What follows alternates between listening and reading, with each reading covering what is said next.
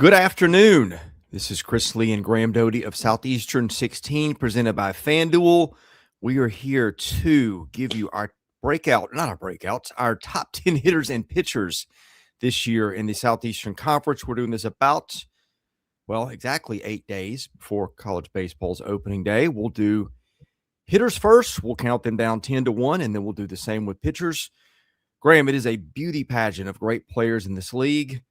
And it was a tough selection. We got some tough omissions. We'll get into those a little bit later. But let's go ahead and get started on our top 10 hitters and pitchers. Number 10 hitter. Got Curiel of Arkansas, who just is a guy who in his first year in the SEC really showed that he can hammer the ball. And by the way, let me start here. This is value just as a hitter. We do not care what you do in the field for this. And frankly, if that were the criteria, Curiel is probably not on this list, but just a guy who can rake, has got mammoth power, and had some phenomenal numbers in the Cape too, where he hit 333, 463, 500 with 2 home runs and 67 plate appearances. And that was one thing we looked at a lot too, was can you back this up? Was it just a 1 year kind of thing? But no, I think just between the power and the summer Aloy had in the Cape, he deserved to be on the list. I'm also buying stock in. Everybody knows like he had a good year last year, but I kind of feel like his brother was talked about more than he was. So I kind of think he wants to like put on a show this upcoming season. And I can just see him like, all right, yeah, my brother's good, but you know who else is good? I am. So I could really see him putting together a really, really nice season for Arkansas. Yeah, I think he'll end up hitting maybe 20 home runs this year. He was, 13 a year ago?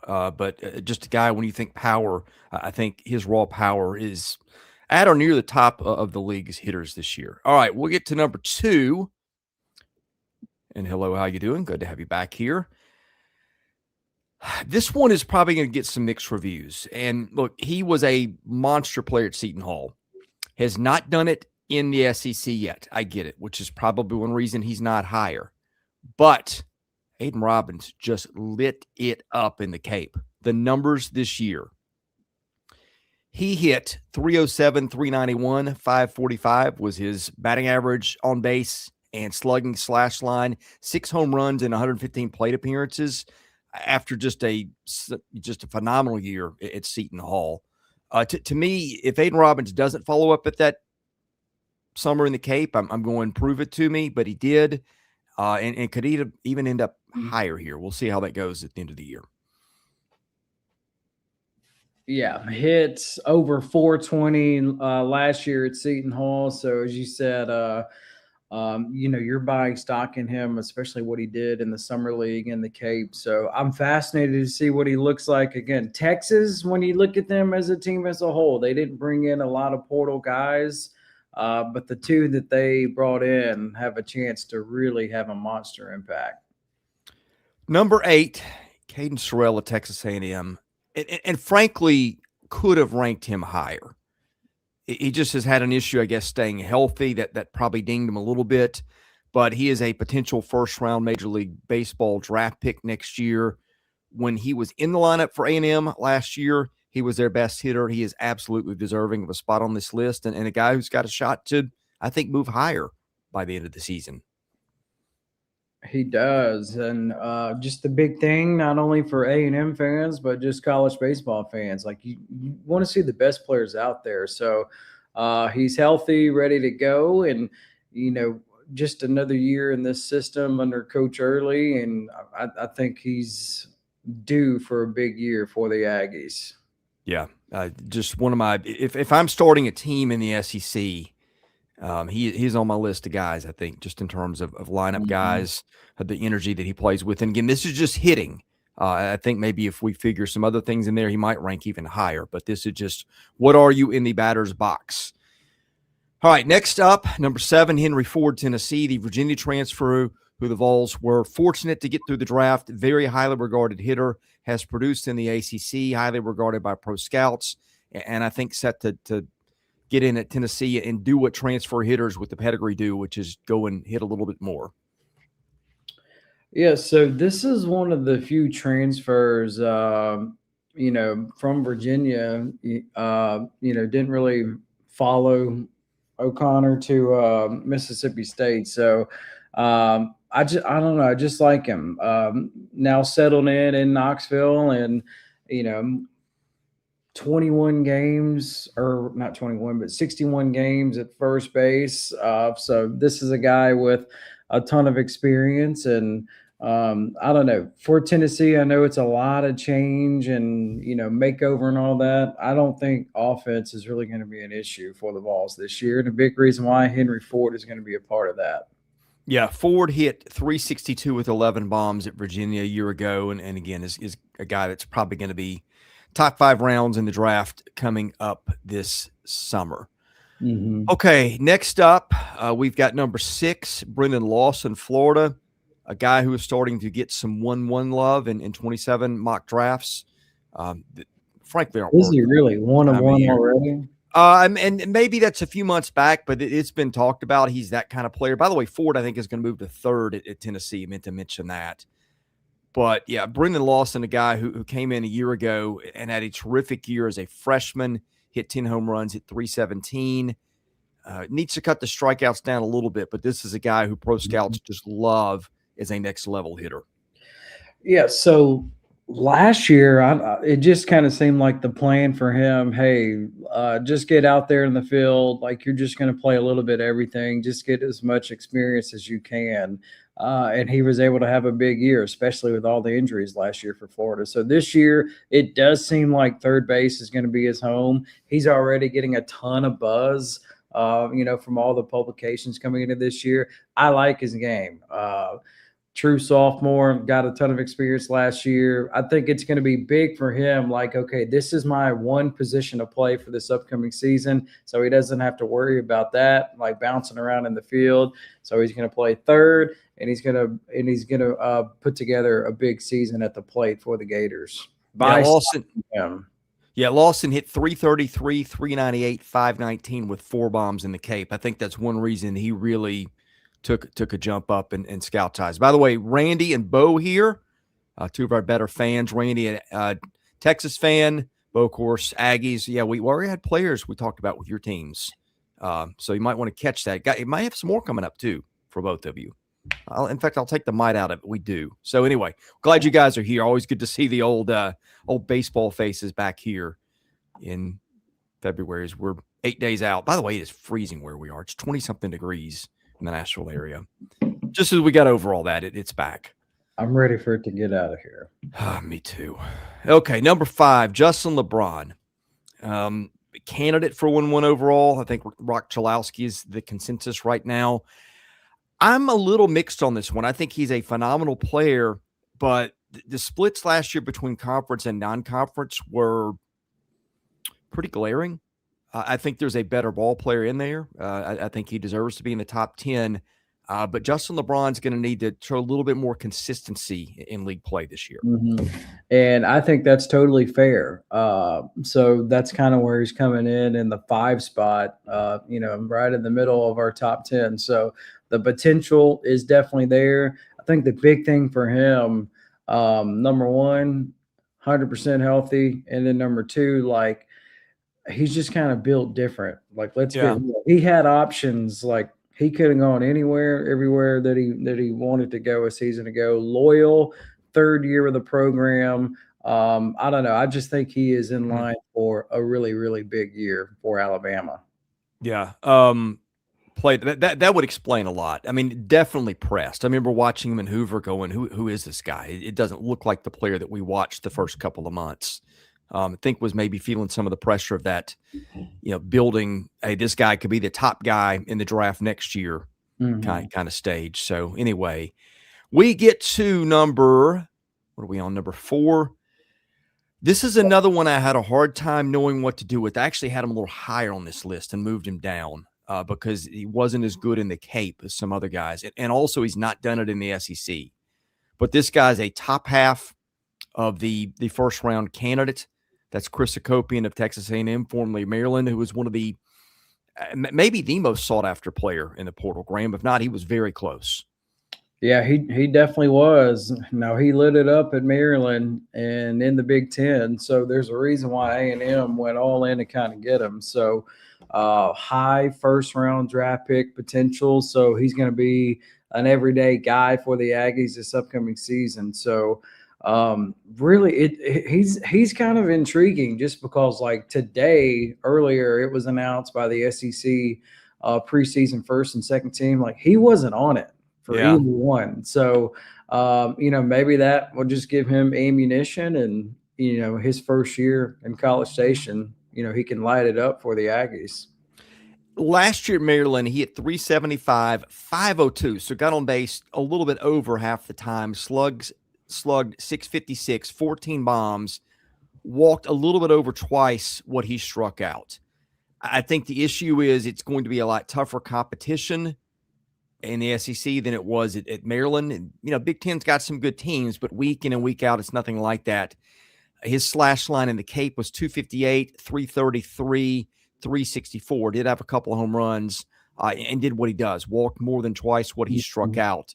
But I think the question will be, will there be pop in the bat in SEC play? I think there will be. I'd be shocked if there's not. But the Cape was just enough to give me just a little bit of pause, Graham. Well, my thing for the Cape, like, man, it really does depend on what team you play with, the coaching staff, like where you're living. So if I spent 2 summers in the Cape, and like if you don't have a good host family, like that impacts you. And like Chris, my first time up there, like it did not go well with my host family. Like I had to, like I left, like they kicked me out. Wow. In the middle of the season. And like back then, a lot of these guys have jobs too. Like they work at grocery store, general store, restaurants. Now with NIL, like I doubt a lot of them, do that, the part-time job. But like it really does depend, like your host family setup, the team you're with and everything, because it's a lot of newness. And for him, like leaving Maryland to go to Texas A&M, like that's a lot of change in your life. So, I mean, I can see it and understand it. Okay, it didn't go awesome at the Cape, but I don't think if you're an Aggie fan, you shouldn't be too worried about it. Number 3 on the list, 2, just a real high floor guy here, Derek Curiel. Maybe could have been number 1 if there's a little bit of pop there. That's not really part of what he does right now. Not that he doesn't have any, but when you get on base, when you have a 470 on base mark at the end of your freshman year, which ended with your team winning it in LSU, in Omaha, he is a top, I don't know, maybe top 10 pick in the draft kind of guy. Again, power not part of what he does much, which holds him back a little bit, but just as a solid, fundamentally great hitter, Derek Curiel, it was going to be hard to bump him down much lower than where we've got him. He just gets on base. Like, does he remind you of Cruz at all? Or does Cruz a little bit different kind of player. Cruz had a little bit more pop. Maybe a little bit between him and Trey Morgan. Probably more like Morgan. Morgan was a guy who didn't have a lot of pop, was a first baseman for them and a 3-year starter. But, yeah, I mean, Curiel just was like, he was one of those guys that actually got better during the year, which is hard for a freshman. You've never played that many games. The competition gets tougher as you go. That was one of the things that just really, really impressed me about him. Yeah, me too. And the moment never seemed too big for him. So, I don't know. I think what a bright future he's got ahead of him. Like true sophomore, I think Jay Johnson is the best in the business, like best going right now. So big things ahead for Curiel. Number 2, this one's probably going to surprise people a little bit, but was just so fundamentally solid across the board in summer ball, in his freshman season.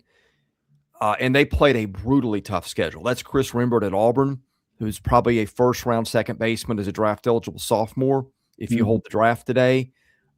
I just was so impressed with his maturity from start to finish. Went to the Cape and also made Team USA. Hit 429, 478, 952 in the Cape. Now, that was only 23 at-bats because he played Team USA. But Chris Rembert at Auburn last year, a 467 on-base percentage with 10 bombs as a freshman, walked as much as he struck out. I don't know that he's like a Hall of Fame type hitter in major leagues, but he's going to be very consistent and going to play a lot of years at second for somebody. Yeah, yes, he is. So buy your stock now, and he's just. I mean, I think he's just going to be a difference maker for Auburn. Again, I think Auburn is going to have a top 5 offense in the SEC, one of the best in the country, and it starts with Chris Rembert. Gets on base, just smooth, makes it look effortless. I'm a big time fan of Chris Rembert. All right. Ace Reese is our pick. That one wasn't super, super tough because of the way he hit in the league last year. Something in the chat got your eye. Yeah. Anyway, I think he's, I mean, look, the way he produced last year in SEC play, he got himself in the running for Player of the Year after a tremendous year at Houston. To me, Ace Reese deserves the #1 spot because of what he did in the league a year ago. Yeah, without a doubt. I mean, nobody had better numbers than he did, really, across the board. So, I don't know. I just think him with O'Connor and just that staff, I think look out if you're the competition. So Ace Reese is in line for another big-time season for Mississippi State. Yeah. Guys that were not on this list that I considered pretty strong. Wes in the chat. He said he thinks Tyler Bell has a chance to be the SEC Player of the Year. He does. Yeah. And this was just offense, right? You can it's not anything based on defense. It's just hitters. Like if it's top 10 players, Tyler Bell is in here. And look, he may be a top 10 hitter anyway. What he did as a freshman last year was super impressive. That wasn't about Tyler Bell. It was more about all the other guys. And like, here's the guys that got left out. We didn't have Carson Tenney at Texas on there. And that was probably he and Levi Clark at Tennessee were my toughest 2 omissions. And the reason I didn't have them on there, Tenney struck out 40% of the time in the Cape. So that's a little bit loud and a little bit concerning, but Tenney could easily be on there. It may be in the top half of the list. So I just don't know. Levi Clark at Tennessee, I thought about it. And that's one I think that's going to haunt me maybe because I think he's going to be a monster in Knoxville this year, but was just like a halftime player last year for Tennessee. So again, you got guys here that have proven it over a full year. In fact, I don't think we have anybody on the list that hasn't been a full-time player for at least 1. And a lot of these guys have been full-time for 2.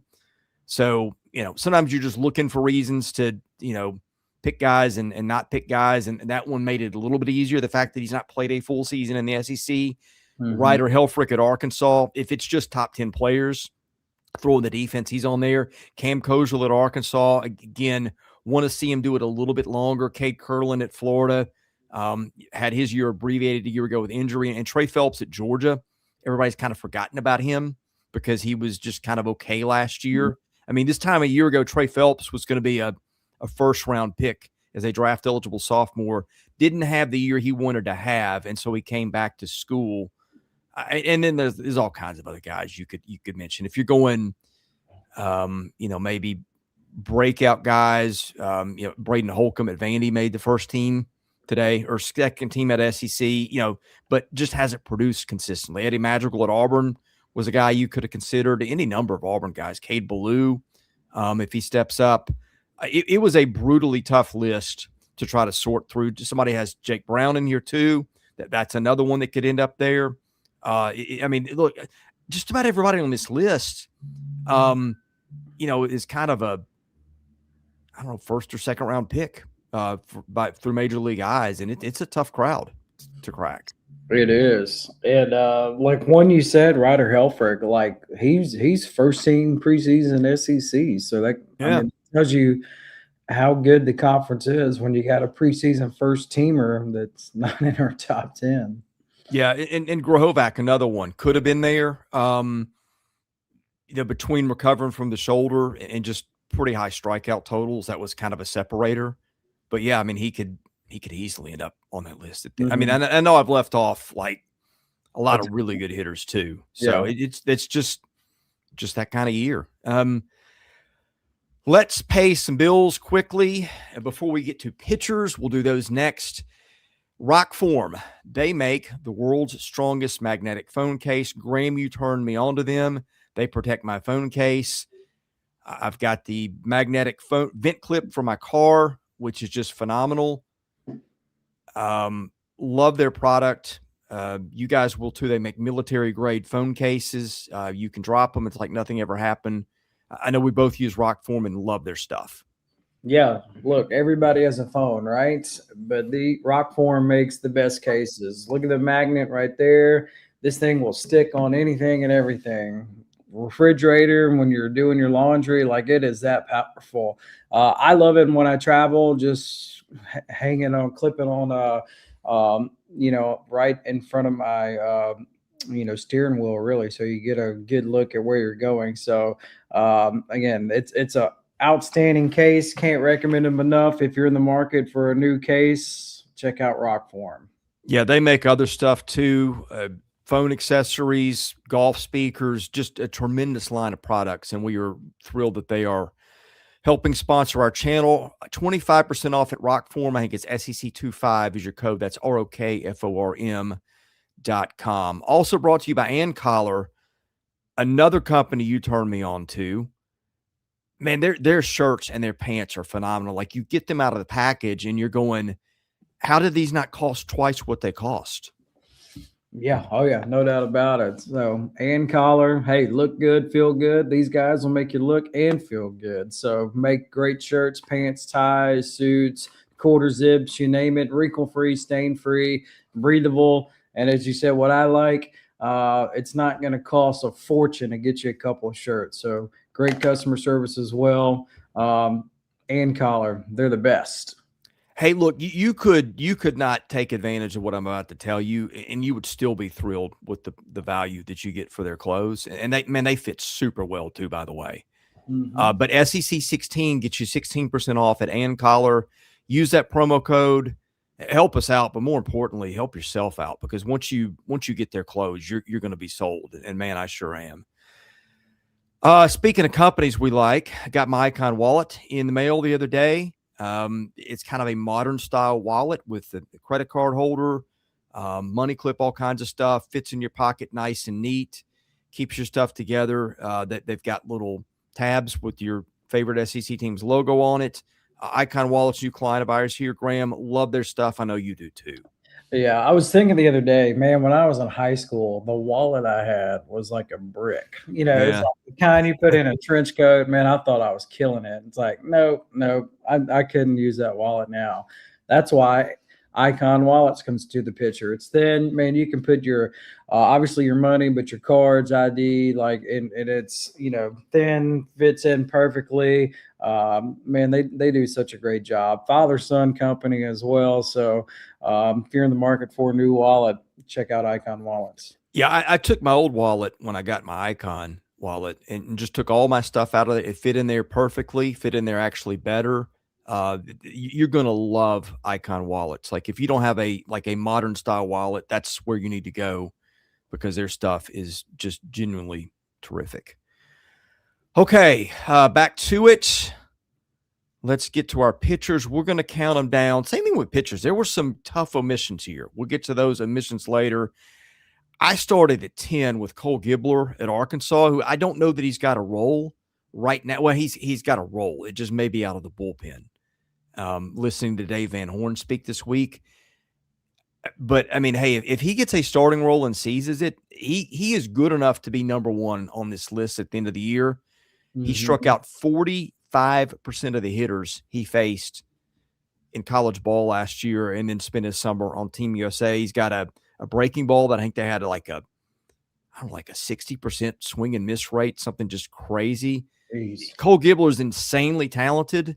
Has only thrown, I think, 29 innings of college ball, something like that. So There's everybody on the list ahead of him is more accomplished, but I just think as dominant as he was as a freshman, you're looking at a potential SEC pitcher of the year if it goes well. Yeah, and this is going to be like one of the next great Arkansas arms. So they always seem to have, 2 to 3 on staff, and Gibbler is in line to get way more innings, as you said, this year than last year. So definitely excited to see him pitch. Are you laughing at Sam in the chat? A little bit. There's a lot of comments. Comments are coming in. We got our regulars SC Scout guys here bemoaning the state of Gamecock baseball. Man, I am too. It was fun when Carolina was good. And man, y'all can't catch a break. The McCoy injury, Scobie's banged up. I think not Liam Peterson. Who's the guy they got from Florida? Alex Philpott. Maybe a little banged up. I mean, it's just when it rains, it pours there. But Sam's here. Do you think Ray Tanner, do you think he retired too early? Or he was just like, man, I've been killing it. Time to ride off in the sunset. I don't know. SC Scout would know better than we would. Sam's here, admiring my fashion taste. I mean, Sam, who can't appreciate that? Sam, we didn't have wallets when I was in high school, buddy. Let me tell you, they had wallets. They were just the old-fashioned ones. So we got some Bucky McMillan love. Texas A&M's now a basketball school, according to Randy, Longhorn fan. Hey, Bucky has been a great hire. Yeah. Not their first pick, but hey, he's winning. All right, let's get to number 9. We've got this guy. I don't know that he's being talked about enough because he missed last year. But my goodness, he was so good for Texas A&M 2 years ago. Welcome back to baseball, Shane Sadeo. I think you're going to have a big year for the Aggies. Yeah, this will be the shot in the arm that they need, right? I mean, it just seemed last year anything that could go wrong went wrong for Texas A&M. So you get him back. I think they're going to be able to swing it a little bit, and I think they're going to steal way more bases than people think. So that's just even better news for the arms that they got. So he's back. He's healthy. That's good news for Aggie fans. Number 8, I cannot believe there are 7 better pitchers in the league than this guy. But trying to find homes for guys that I couldn't find home on the list and then sort them out from the guys in front of them, just impossible. Ben Cleaver at Kentucky, though, was so steady a year ago. I guess he's not as dominant in terms of the strikeout numbers and just the eye-popping stuff as the guys in front of him for the most part. That was a little bit of a separator. But when you look up dependable in the dictionary, you'll find Ben Cleaver with a footnote there. Yeah, you really will. And I honestly think if he was just in a program that maybe had more coverage, everybody would know about him. Yeah. I just think Kentucky, basketball takes up all the oxygen there. And then, baseball's kind of under the radar, but he has been excellent on the mound for the Wildcats. Give me a guy who can go 6 really good innings just about every time out. Mm-hmm. And I mean, that is a Sam, that's a very, very rare commodity in baseball. Even at the major league level. Did you see the contract Framber signed, by the way? No, what? Was it $115 million 3 years with the Dodgers? Oh, not Dodgers. Everybody signs with the Dodgers. That's right. But this one, guys, he signed with the Tigers, and he's got an opt-out after 2 years. Jeez, good for him. So, yeah. In a different universe, go back in time or just tell my children, you're either going to be a baseball player or you're going to get on the PGA Tour. Those guys have figured out. Yeah. The point I was artfully trying to make is super dependable, durable starting pitching is hard to find, and Ben Cleaver is as good as it gets when it comes to that. All right, number 7. If it was just based on last year, this got to be higher. I want to see how he can replicate it in year 2, because it was just such an out of the blue eyed thing. But Connor Fennell at Vandy, he had to be on here. But all the guys in front of him are, throw harder, big time pro prospects. We'll see how he does. I think he's going to be great for Vanderbilt again, probably in the Friday night spot. But we're looking at a beauty pageant of first rounders for the most part in front of him. Yeah, I want to see the adjustment the league has made. Like I think he's going to be fine in non-conference play because nobody else really does what he does. Yeah. I want to see him in SEC play. What adjustments that the hitting coaches in this conference have done. Yeah. That was a little bit of my hesitation too. He did get taken deep a few times a year ago. But between the ears and just the mental game, like he's as good. Like if he had Nolan Ryan stuff, look out. He's just He so never different than get what hit. Corbin has had over the years. Yeah, he really is. I mean, they've never had a Friday night guy even remotely like him. So I'm looking forward to seeing how it goes for him in that role. Got another Arkansas guy here, Gabe Gaeckle, who needs to throw a few more strikes, I think, but the stuff is pretty electric. It is, and I don't know, he just goes about his business. Like he's pretty stoic, or at least he was last year when he was on the mound. So I don't know. I just kind of like that. And I'll tell you what, since Arkansas with two arms on here, if they're both, live up to the potential that we think they can, the Hogs are going to be in good shape as they normally are. Yeah, ERA was over 4 last year. Needs to come down. Got to find some consistency, but just the stuff was enough to get in this spot. Hey, if this were about just pro potential, this next guy might be one on the list. Liam Peterson is your guy. Needs to be a little more consistent, throw some more strikes, but he's getting some potential 1-1 love if it all goes well for him this year in Gainesville. Yeah, and I don't know, who knows? Maybe this will be the year that everything goes the way for the Gators because last year certainly didn't, and then they just had a disastrous offseason. So maybe the baseball gods will be kind to Florida, and if they are, they got a 1-2 punch. We'll touch on the other one here in a moment, but Peterson can be as good as anybody in this league for sure. Yeah, Team USA guy last summer, as was Gabe Gaeckle. All right, number 4, Hunter Elliott, who after 2 years of not pitching came out and was tremendous. Walked a lot of guys, but would like to see him get a little bit better control, bring those down a bit, but just was hard to hit. Worked the outer part of the plate a lot, and it just looked like in the way that Ben Cleaver is just a know-how-to-pitch guy. And I think year 2 back from injury is going to be even better. I think last year was kind of shake the rust off the majority of the season. And, at the tail end there, he was money as he normally is in big spots. So big thing for him, he's healthy. Believe it or not, he's got 2 years of eligibility left if he really wants it.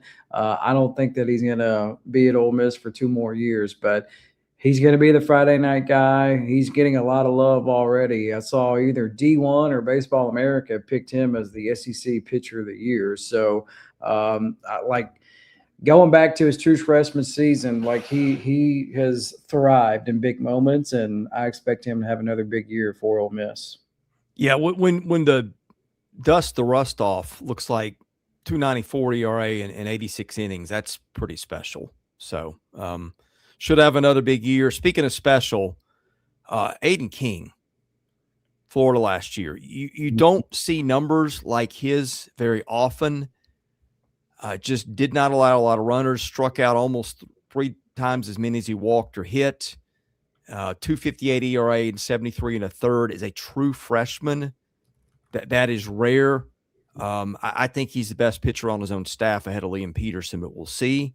But Aiden King, just a slam dunk guy for our list here. Yes, so definitely a bright future. He wasn't too heralded coming out of high school, so ends up with the Gators, and I was really impressed with him. Really, he got my attention early. Like that Tennessee matchup. Remember at the time, I think Tennessee and Florida were both like in the top 5, the top 8, something like that. And he was excellent when he was on the mound. So I really think he is in line for a monster season for Florida. Next up, we've got number 2, Casan Evans of LSU, who was just terrific a year ago, was a lights-out closer, and then they put him in the rotation a bit, If I remember correctly, he went 6 innings against, I want to say Arkansas or Tennessee or somebody like that, and was really good right away. He'll be in the rotation this year, and Casan Evans, just another very easy pick for this list with what he did for the national champions a year ago.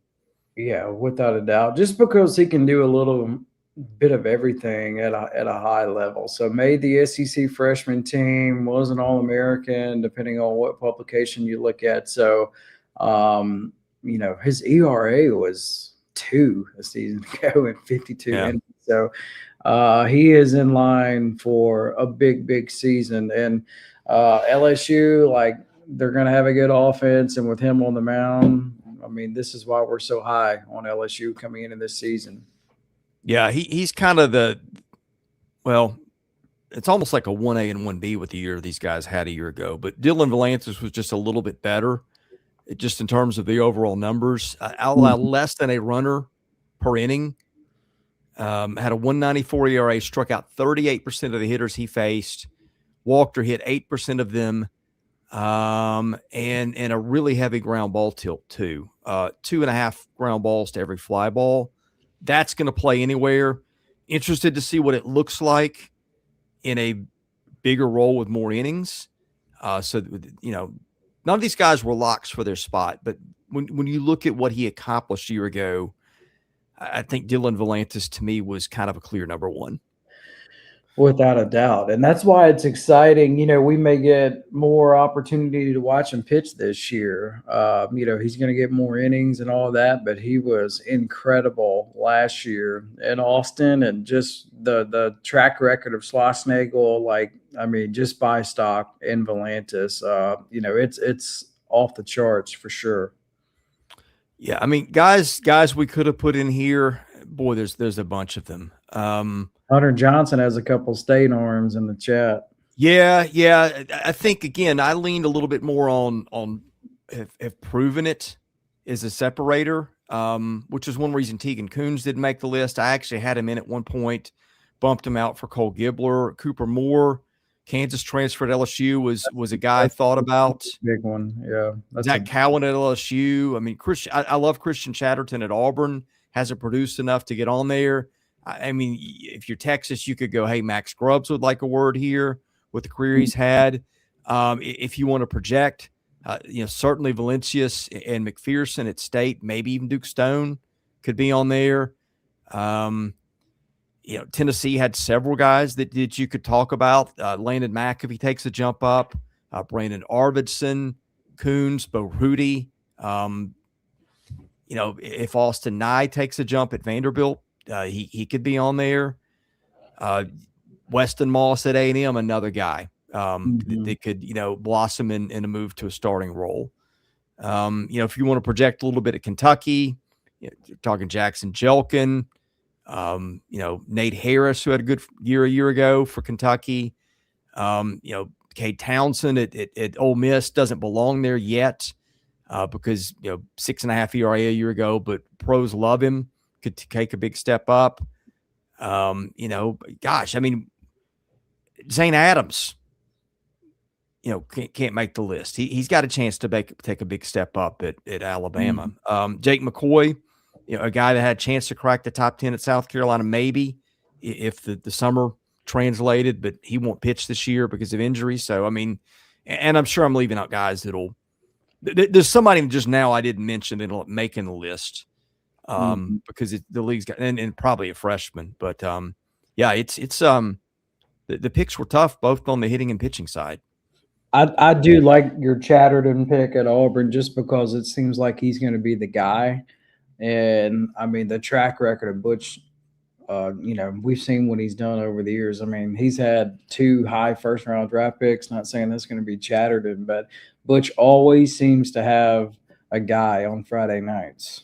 Yeah, Chatterton just showed a little durability and poise. Charlie Foster, another one of the guys at State's going to have a chance to be an up-and-comer. Stone, by the way, had a great Cape year. That accounted for a lot of his perceived, upward movement here. We know our man Sam loves the Mack kid, the Rutgers transfer Landon Mack. Cooper Williams, at LSU. Yeah, I mean, LSU's got, my gosh, that bullpen. Like, I don't know who's going to hit and who's going to miss, but just the names there. I mean, you're talking, we talked about Zach Cowan. I'm interested to see how the Lackenmeyer kid from North Dakota State does. Jaden Newt, after 2 years out, was really good for them a year ago. William Schmidt. I mean, Schmidt's talented enough to be the pitcher of the year in the league. Maverick Rizzi's good player. You know, Cooper Williams, we just talked about, was great. Their bullpen is ridiculous with good arms. I mean, Devin Shearer, and then they got Ricken and Paz in the freshman class.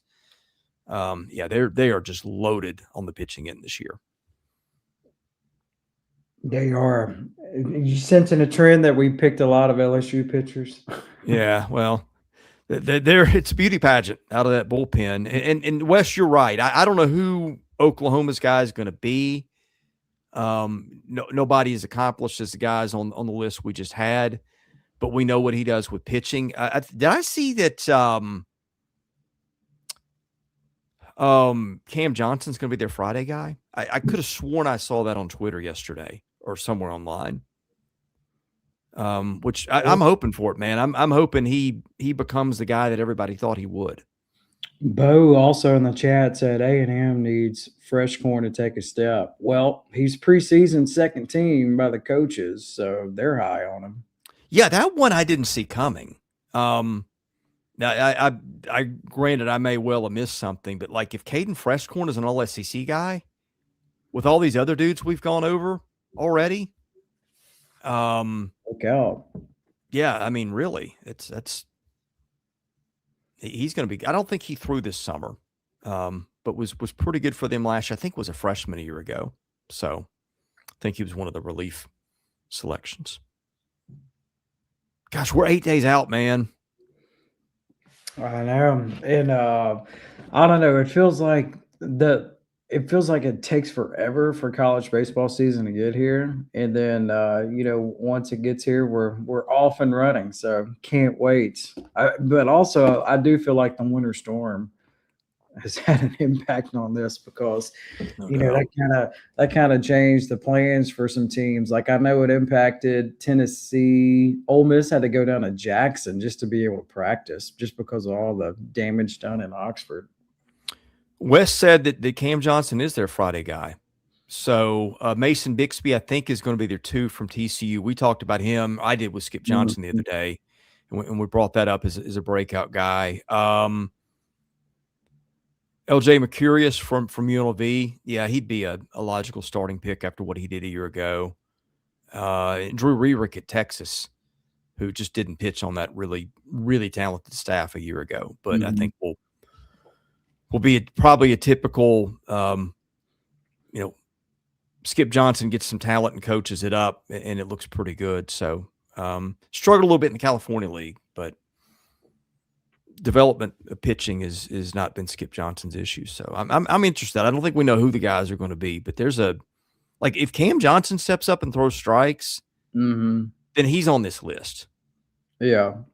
I'm with Wes though. Like to me, Skip has certainly earned his reputation of like, all right, he's just going to figure it out. So Skip always seems to have like a very good idea of what his top 2 rotation arms will be. And then he always has an arm that he can rely on in the bullpen.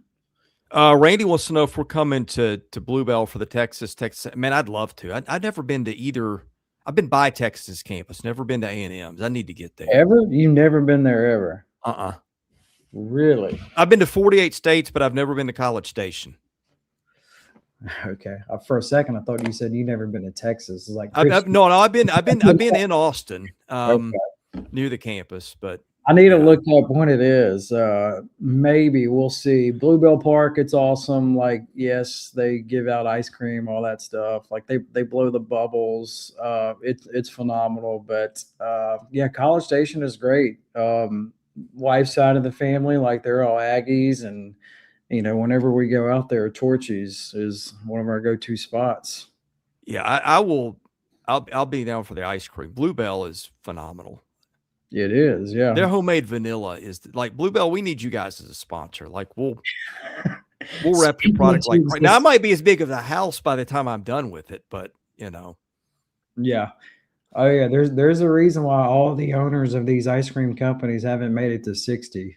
Like, the guy that invented Baskin Robbins, he was like in his early 50s. It's like, that makes sense. Yeah, my travel this spring is going to be 12-year-old travel baseball. All over Tennessee. Yeah, I don't think we're going out of state. At least nothing scheduled, but it'll be pretty local. Yeah, Sam, Lee's favorite ice cream is vanilla chocolate. It didn't used to be. The Bluebell's vanilla is so freaking good. Man, my parents, of all the flavors, like my parents are on the vanilla train, and like, look, I don't have anything against it. There's just way more options out there. I was always chocolate growing up. My mom, like when we'd always do like ice cream for 4th of July, like homemade, and like the homemade vanilla was just like, I don't like regular vanilla. It's okay, but the homemade vanilla is just awesome. And Bo, I'm writing that down so I can go there next time in College Station. 1775 barbecue. I would love to get to the point where we do road trip a little bit. Yeah, like some of these ballparks, like we are spoiled in the SEC. Like if you've never been to a game at State, like you got to do it. I've been, but it's supposed before the redo. Yeah. Oh yeah. Well, I mean, both Mississippi schools, obviously LSU, like that's a different animal now. Yeah. Anyway, we'll be back next week with something. We got a lot of stuff. Of course, we'll have opening day preview. I think we're doing that Thursday. I think we're doing top storylines or something along those lines early next week. And then I think we'll end up doing live streams after all the Friday, Saturday, and Sunday action every day. And then we'll do power rankings the next Monday. We've already done preseason power rankings, so you can catch those on the channel. But man, I'm just getting so excited. It's like, I really wish, and I saw Kendall Rogers tweet this out, I really do wish that they would move the season back to March 1st, just because I think the quality of play would be so much better. Oh, yeah, at the same time, I'm not going to sit here and lie and tell you I'm not super excited we're having baseball in 8 days. Yeah, so we need to talk about this because this didn't gain traction yesterday. So if you don't know, so Clemson's head coach Eric Bakich, he's the one that is like spearheading this. So obviously he was the head coach in Michigan, so he had to deal with all this when he was in Maryland. And Maryland. So Kendall was basically saying it's not 100% going to happen, but it is trending in the direction that the college baseball season would start in March, and then you're looking at it ending in July. Yeah, I think this is what I would start at March 1st. That way, you're also not competing opening weekend of SEC play with the SEC basketball tournament, which happens every stinking year.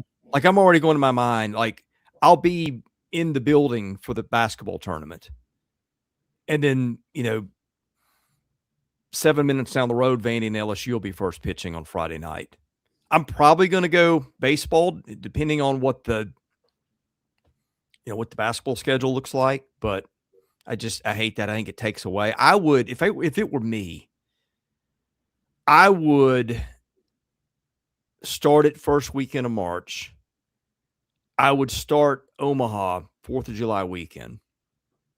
And I'd do the thing where they were going to kick it off with a Major League Baseball draft and all that fun stuff they were going to do. That would be outstanding. I don't know what it would do to summer ball and all that, but I mean, that's all about to get an upheaval anyway, because of I think what'll be a decent chance we don't have any Major League Baseball in 2027, just listening to people talk about it. More than a decent chance. Don't say it. What am I going to do all summer with no baseball? Well, it sounds like we're going to figure it out here soon. And then the other thing is, like, I know we got a lot of Braves fans that watch us. The Braves are about to do what the Cubs did and create their own network, so you can watch games.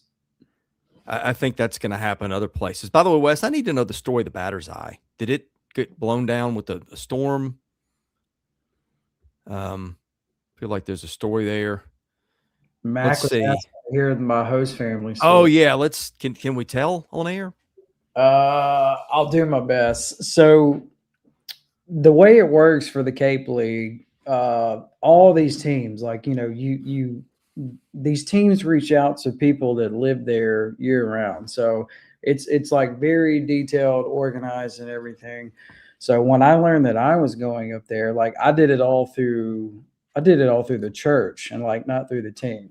And so that's what we did. And went up there, like my whole family went, just to make sure I got settled and situated, like my parents, my sister, met the family, like everything was like normal, was going smoothly.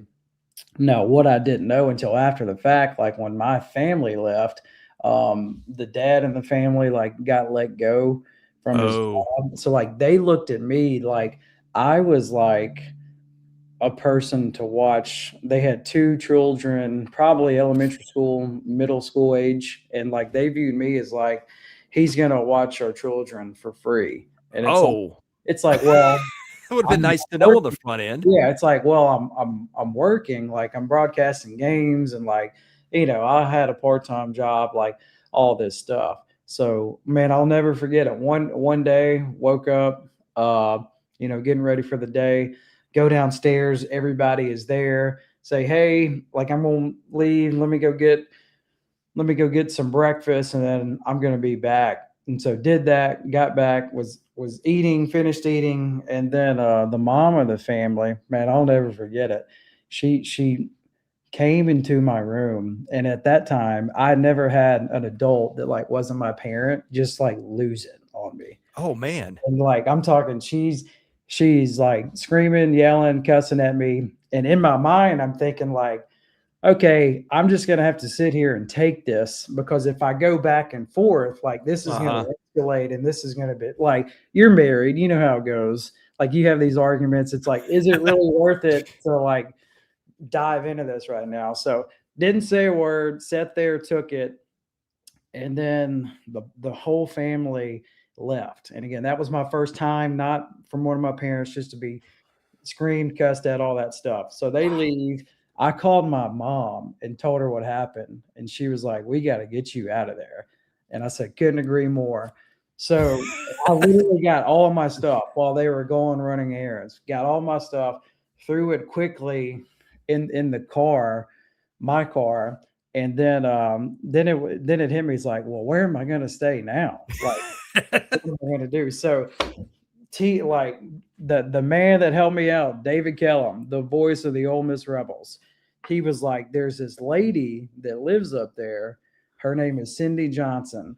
You need to call her and like see if she can take you in." And I was like, "All right, I'll give it a shot." And Oh Chris, my I called goodness. her, like no questions asked. Like she didn't know me from Adam. She was like, "Come on, I'll take you." And to this day, like I'm incredibly close with their family. Like Wow. they were all in my wedding. Like I spent my first year, spent the rest of the summer with them. Second year, spent the whole summer with them. And like she's got three kids. One is a pilot in the military now. One went to Wake Forest. The other one went to Virginia. Still in touch. I mean, they are close family friends for the rest of my days because they didn't have to take me in, and they took me in like out of the blue, no questions asked. And no babysitting. And no babysitting. That's right. Wow.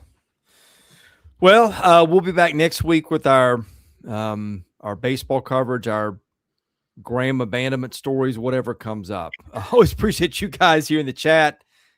David didn't know we had baseball. Vol fan, David, we got baseball. We're here for it. And you're going to see more baseball stuff here this year than you did last year. We're going to have you covered every weekend in depth. Shows in the middle of the week, all of it. Glad you guys are here for it. And thank you guys for being here today. Again, more stuff coming up next week. Hope you're here for that. For Graham Doty, I'm Chris Lee. God bless you. Have a great rest of your week. And thank you for watching Southeastern 16 presented by FanDuel.